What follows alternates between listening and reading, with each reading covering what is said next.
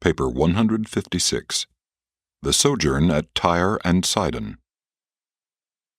On Friday afternoon, June 10, Jesus and his associates arrived in the environs of Sidon, where they stopped at the home of a well-to-do woman who had been a patient in the Bethsaida hospital during the times when Jesus was at the height of his popular favor. The evangelists and the apostles were lodged with her friends in the immediate neighborhood, and they rested over the Sabbath day amid these refreshing surroundings. They spent almost 2½ weeks in Sidon and vicinity before they prepared to visit the coast cities to the north. This June Sabbath day was one of great quiet. The evangelists and apostles were altogether absorbed in their meditations regarding the discourses of the Master on religion, to which they had listened en route to Sidon. They were all able to appreciate something of what he had told them, but none of them fully grasped the import of his teaching. 1. The Syrian woman. There lived near the home of Karuska, where the Master lodged, a Syrian woman who had heard much of Jesus as a great healer and teacher, and on this Sabbath afternoon she came over bringing her little daughter. The child, about 12 years old, was afflicted with a grievous nervous disorder, characterized by convulsions and other distressing manifestations. Jesus had charged his associates to tell no one of his presence at the home of Karuska, explaining that he desired to have a rest. While they had obeyed their master's instructions, the servant of Karuska had gone over to the house of this Syrian woman, Urantia, to inform her that Jesus lodged at the home of her mistress, and had urged this anxious mother to bring her afflicted daughter for healing. This mother, of course, believed that her child was possessed by a demon, an unclean spirit. When Urantia arrived with her daughter, the Alphaeus twins explained through an interpreter that the Master was resting and could not be disturbed. Whereupon, Urantia replied that she and the child would remain right there until the Master had finished his rest. Peter also endeavored to reason with her and to persuade her to go home. He explained that Jesus was weary with much teaching and healing, and that he had come to Phoenicia for a period of quiet and rest. But it was futile. Urantia would not leave. To Peter's entreaties, she replied only, "I will not depart until I have seen your Master. I know he can cast the demon out of my child, and I will not go until the healer has looked upon my daughter." Then Thomas sought to send the woman away, but met only with failure. To him she said, "I have faith that your Master can cast out this demon, which torments my child. I have heard of his mighty works in Galilee, and I believe in him. What has happened to you, his disciples, that you would send away those who come seeking your Master's help?" And when she had thus spoken, Thomas withdrew. Then came forward Simon Zelotes to remonstrate with Urantia. Said Simon, "Woman, you are a Greek-speaking Gentile. It is not right that you should expect the Master to take the bread intended for the children of the favored household and cast it to the dogs." But Urantia refused to take offense at Simon's thrust. She replied only, "Yes, teacher, I understand your words. I am only a dog in the eyes of the Jews. But as concerns your Master, I am a believing dog.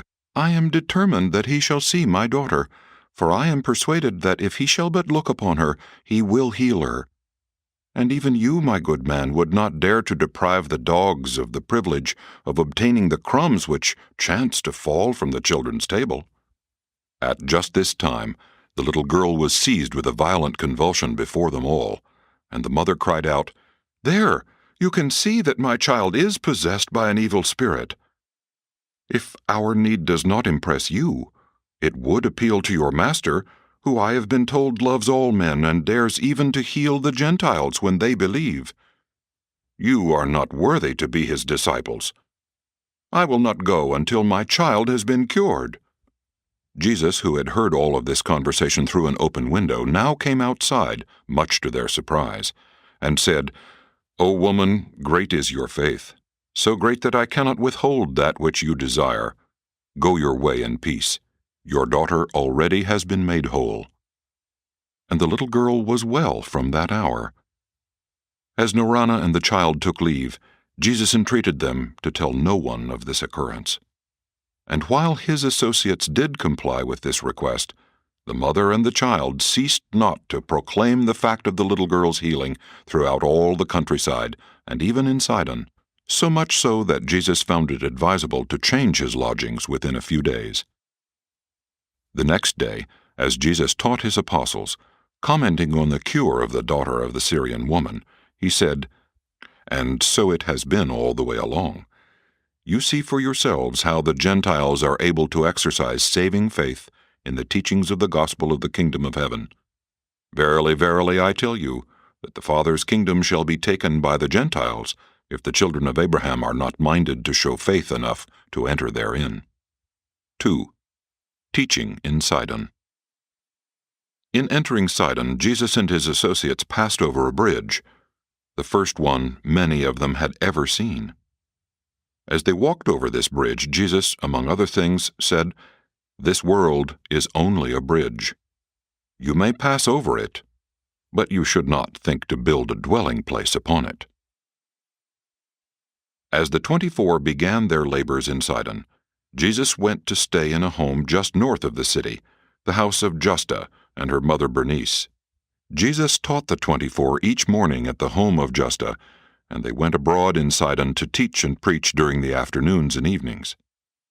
The apostles and the evangelists were greatly cheered by the manner in which the Gentiles of Sidon received their message. During their short sojourn, many were added to the kingdom. This period of about 6 weeks in Phoenicia was a very fruitful time in the work of winning souls, but the later Jewish writers of the Gospels were wont lightly to pass over the record of this warm reception of Jesus' teachings by these Gentiles, at this very time when such a large number of his own people were in hostile array against him. In many ways, these Gentile believers appreciated Jesus' teachings more fully than the Jews. Many of these Greek-speaking Syrophoenicians came to know not only that Jesus was like God, but also that God was like Jesus.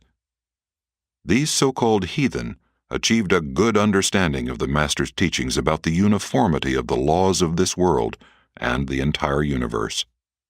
They grasped the teaching that God is no respecter of persons, races, or nations, that there is no favoritism with the universal Father, that the universe is holy and ever law-abiding and unfailingly dependable.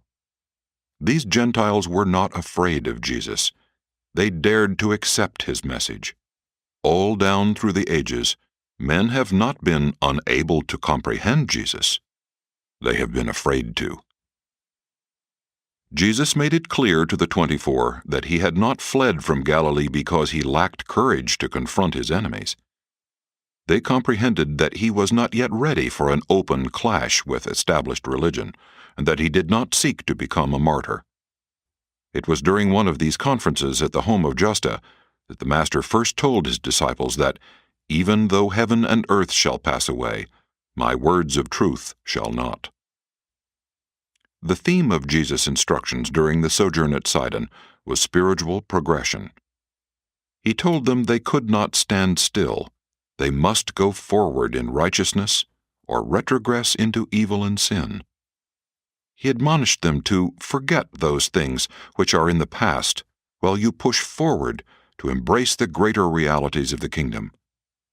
He besought them not to be content with their childhood in the gospel, but to strive for the attainment of the full stature of divine sonship, in the communion of the Spirit and in the fellowship of believers.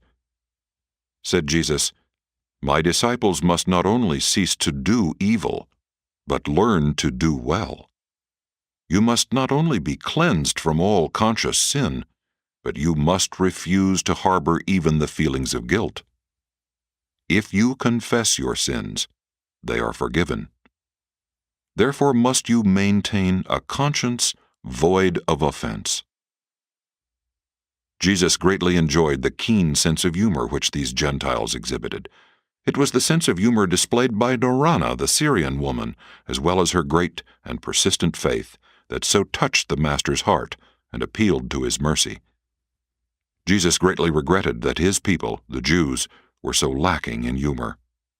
He once said to Thomas, "My people take themselves too seriously. They are just about devoid of an appreciation of humor. The burdensome religion of the Pharisees could never have had origin among a people with a sense of humor. They also lack consistency. They strain at gnats and swallow camels." 3. The journey up the coast. On Tuesday, June 28, the master and his associates left Sidon, going up the coast to Porphyrion and Heldua. They were well received by the Gentiles, and many were added to the kingdom during this week of teaching and preaching. The apostles preached in Porphyrion, and the evangelists taught in Heldua. While the 24 were thus engaged in their work, Jesus left them for a period of 3 or 4 days, paying a visit to the coast city of Beirut, where he visited with a Syrian named Malach, who was a believer, and who had been at Bethsaida the year before. On Wednesday, July 6, they all returned to Sidon, and tarried at the home of Justa until Sunday morning, when they departed for Tyre, going south along the coast by way of Sarepta, arriving at Tyre on Monday, July 11. By this time, the apostles and the evangelists were becoming accustomed to working among these so-called Gentiles, who were in reality mainly descended from the earlier Canaanite tribes of still earlier Semitic origin. All of these people spoke the Greek language. It was a great surprise to the apostles and evangelists to observe the eagerness of these Gentiles to hear the gospel, and to note the readiness with which many of them believed. 4.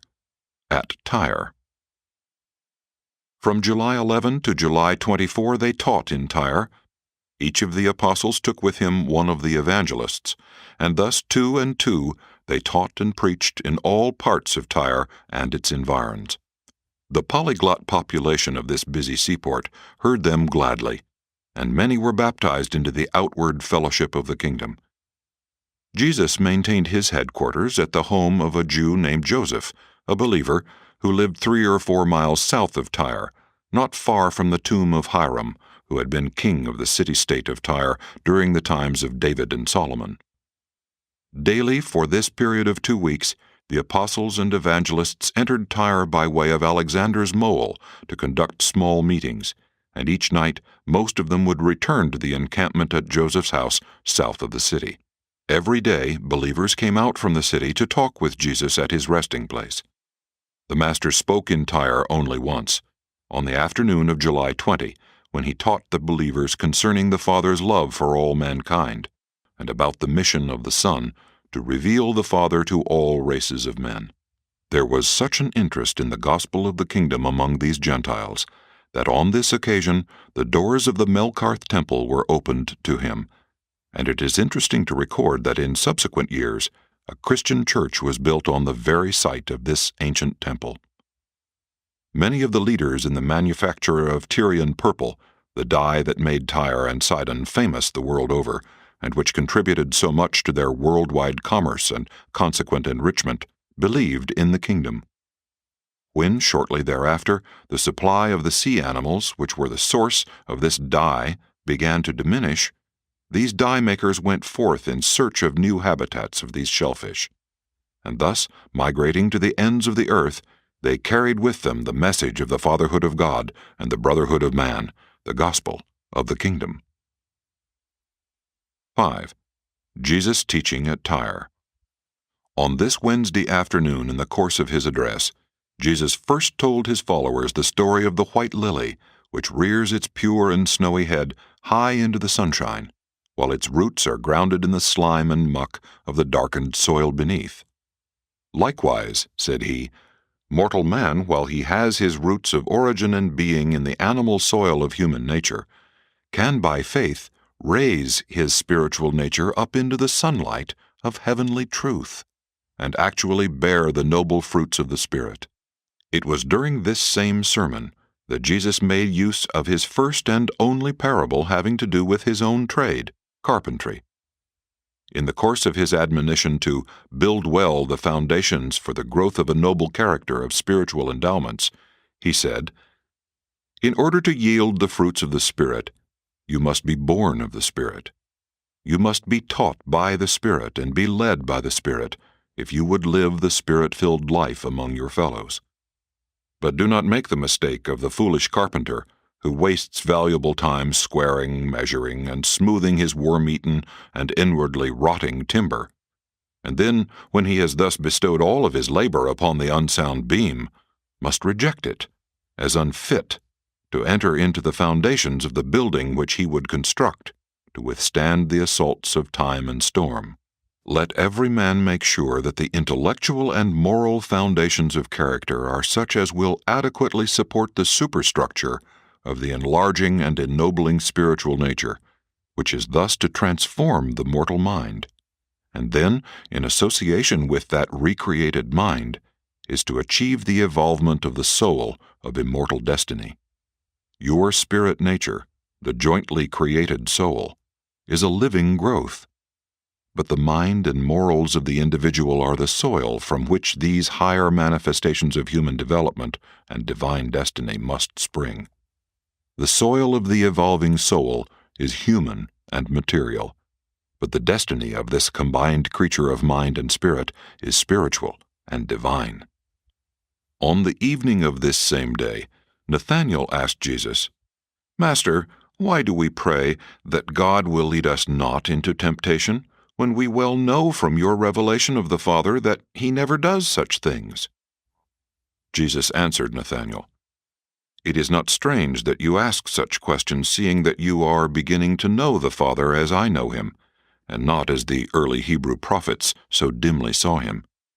You well know how our forefathers were disposed to see God in almost everything that happened. They looked for the hand of God in all natural occurrences and in every unusual episode of human experience. They connected God with both good and evil. They thought he softened the heart of Moses and hardened the heart of Pharaoh. When man had a strong urge to do something good or evil, he was in the habit of accounting for these unusual emotions by remarking, "The Lord spoke to me, saying, 'Do thus and so,' or 'Go here and there.' Accordingly, since men so often and so violently ran into temptation, it became the habit of our forefathers to believe that God led them thither for testing, punishing, or strengthening. But you, indeed, now know better. You know that men are all too often led into temptation by the urge of their own selfishness and by the impulses of their animal natures. When you are in this way tempted, I admonish you that while you recognize temptation honestly and sincerely for just what it is, you intelligently redirect the energies of spirit, mind, and body, which are seeking expression, into higher channels and toward more idealistic goals. In this way may you transform your temptations into the highest types of uplifting mortal ministry, while you almost wholly avoid these wasteful and weakening conflicts between the animal and spiritual natures. But let me warn you against the folly of undertaking to surmount temptation by the effort of supplanting one desire by another and supposedly superior desire through the mere force of the human will. If you would be truly triumphant over the temptations of the lesser and lower nature, you must come to that place of spiritual advantage where you have really and truly developed an actual interest in and love for those higher and more idealistic forms of conduct which your mind is desirous of substituting for these lower and less idealistic habits of behavior that you recognize as temptation. You will in this way be delivered through spiritual transformation rather than be increasingly overburdened with the deceptive suppression of mortal desires. The old and the inferior will be forgotten in the love for the new and the superior. Beauty is always triumphant over ugliness in the hearts of all who are illuminated by the love of truth. There is mighty power in the expulsive energy of a new and sincere spiritual affection. And again I say to you, be not overcome by evil, but rather overcome evil with good." Long into the night the apostles and evangelists continued to ask questions, and from the many answers we would present the following thoughts, restated in modern phraseology. Forceful ambition, intelligent judgment, and seasoned wisdom are the essentials of material success. Leadership is dependent on natural ability, discretion, willpower, and determination. Spiritual destiny is dependent on faith, love, and devotion to truth, hunger and thirst for righteousness, the wholehearted desire to find God and to be like Him. Do not become discouraged by the discovery that you are human. Human nature may tend toward evil, but it is not inherently sinful. Be not downcast by your failure wholly to forget some of your regrettable experiences. The mistakes which you fail to forget in time will be forgotten in eternity. Lighten your burdens of soul by speedily acquiring a long-distance view of your destiny, a universe expansion of your career. Make not the mistake of estimating the soul's worth by the imperfections of the mind or by the appetites of the body. Judge not the soul, nor evaluate its destiny by the standard of a single unfortunate human episode. Your spiritual destiny is conditioned only by your spiritual longings and purposes. Religion is the exclusively spiritual experience of the evolving immortal soul of the God-knowing man, but moral power and spiritual energy are mighty forces which may be utilized in dealing with difficult social situations and in solving intricate economic problems. These moral and spiritual endowments make all levels of human living richer and more meaningful. You are destined to live a narrow and mean life if you learn to love only those who love you. Human love may indeed be reciprocal, but divine love is outgoing in all its satisfaction-seeking.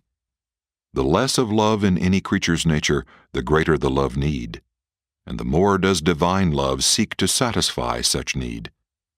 Love is never self-seeking, and it cannot be self-bestowed. Divine love cannot be self-contained. It must be unselfishly bestowed. Kingdom believers should possess an implicit faith, a whole-souled belief in the certain triumph of righteousness. Kingdom builders must be undoubting of the truth of the gospel of eternal salvation. Believers must increasingly learn how to step aside from the rush of life, escape the harassments of material existence, while they refresh the soul, inspire the mind, and renew the spirit by worshipful communion. God-knowing individuals are not discouraged by misfortune or downcast by disappointment. Believers are immune to the depression consequent upon purely material upheavals. Spirit livers are not perturbed by the episodes of the material world. Candidates for eternal life are practitioners of an invigorating and constructive technique for meeting all of the vicissitudes and harassments of mortal living. Every day a true believer lives, he finds it easier to do the right thing. Spiritual living mightily increases true self-respect, but self-respect is not self-admiration. Self-respect is always coordinate with the love and service of one's fellows. It is not possible to respect yourself more than you love your neighbor. The one is the measure of the capacity for the other. As the days pass, every true believer becomes more skillful in alluring his fellows into the love of eternal truth. Are you more resourceful in revealing goodness to humanity today than you were yesterday? Are you a better righteousness recommender this year than you were last year?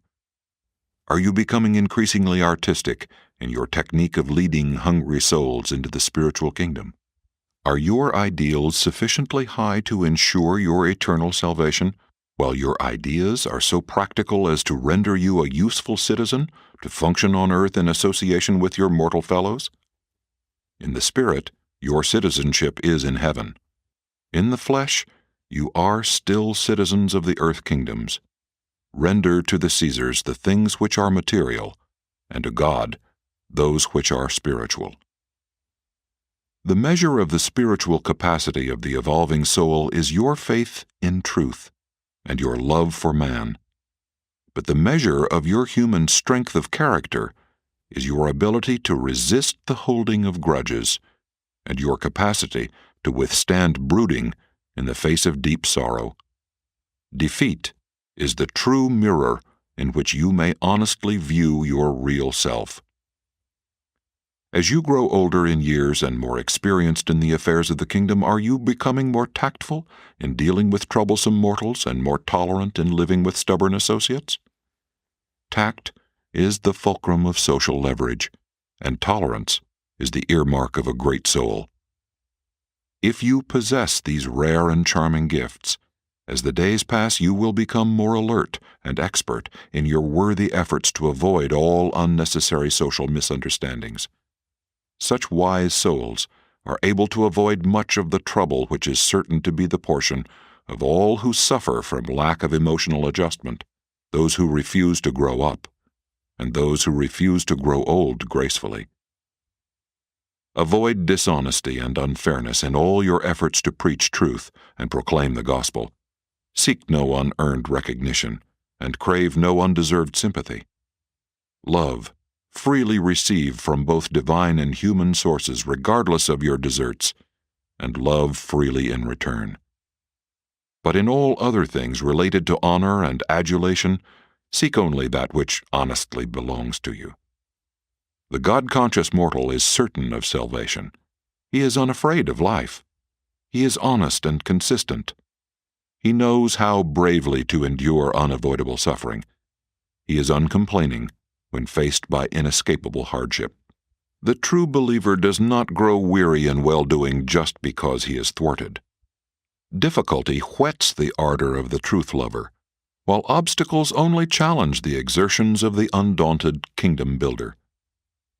And many other things Jesus taught them before they made ready to depart from Tyre.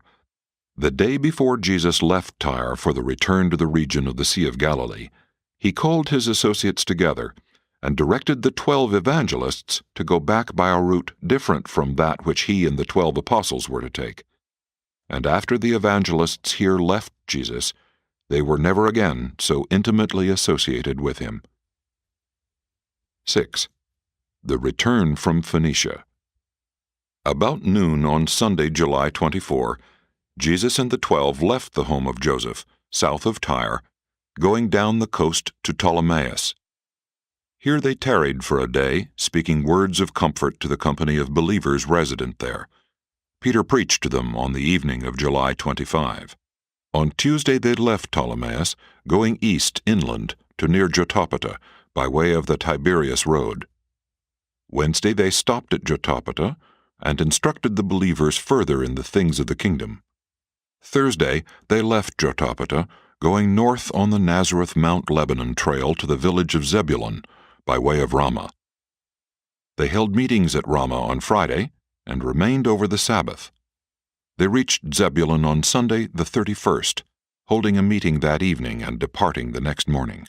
Leaving Zebulun, they journeyed over to the junction with the Magdala-Sidon road near Gishala, and thence they made their way to Gennesaret on the western shores of the Lake of Galilee, south of Capernaum, where they had appointed to meet with David Zebedee, and where they intended to take counsel as to the next move to be made in the work of preaching the gospel of the kingdom.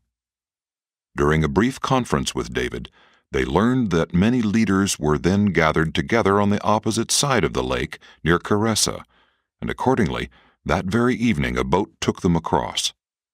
For one day they rested quietly in the hills, going on the next day to the park nearby where the Master once fed the 5,000.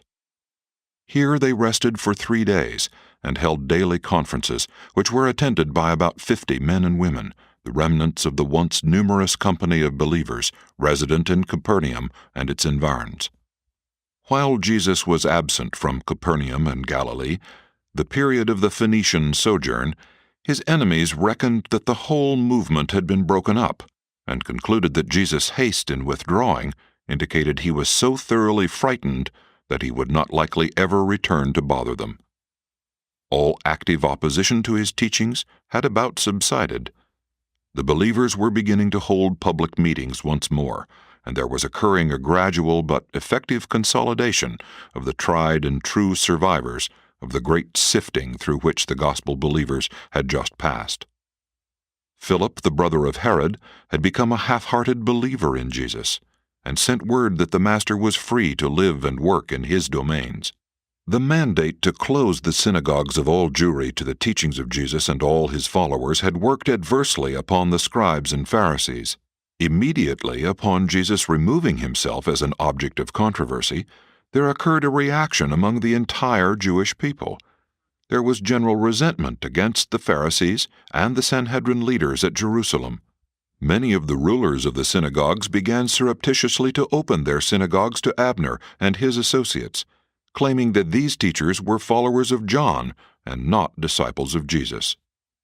Even Herod Antipas experienced a change of heart, and on learning that Jesus was sojourning across the lake in the territory of his brother Philip, sent word to him that while he had signed warrants for his arrest in Galilee, he had not so authorized his apprehension in Perea, thus indicating that Jesus would not be molested if he remained outside of Galilee. And he communicated this same ruling to the Jews at Jerusalem. And that was the situation about the 1st of August, AD 29, when the Master returned from the Phoenician mission and began the reorganization of his scattered, tested, and depleted forces for this last and eventful year of his mission on earth. The issues of battle are clearly drawn as the Master and his associates prepare to begin the proclamation of a new religion, the religion of the Spirit of the living God, who dwells in the minds of men.